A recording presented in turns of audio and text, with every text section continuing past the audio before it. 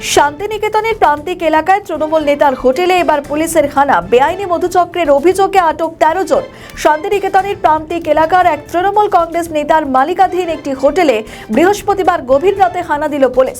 গোপন সূত্রে পাওয়া নির্দিষ্ট তথ্যের ভিত্তিতে এই অভিযান চালানো হয় বলে পুলিশ সূত্রে জানা গিয়েছে। অভিযানের সময় হোটেল থেকে মোট 13 জনকে আটক করা হয়েছে। তাদের মধ্যে পুরুষ এবং মহিলা দুজনই রয়েছেন। ওই হোটেলে দীর্ঘ কয়েক মাস ধরেই বেআইনি মধুচক্র চলছিল বলে অভিযোগ উঠে আসছিল। একাধিকবার স্থানীয় বাসিন্দাদের কাছ থেকে সন্দেহজনক কার্যকলাপের খবর পেয়েছিল পুলিশ। অবশেষে সেই অভিযোগের সত্যতা যাচাই করতেই নির্দিষ্ট পরিকল্পনা অনুযায়ী অভিযান চালানো হয়।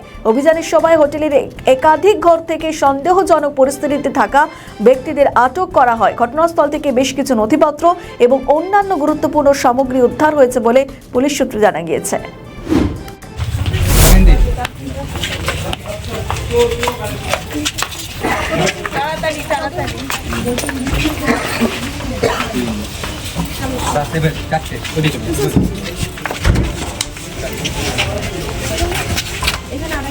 এই বিশাল ভালো এখানে ওদিকে আসো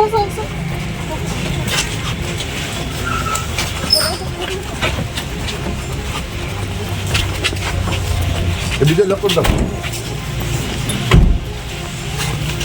ওখানে রাখো।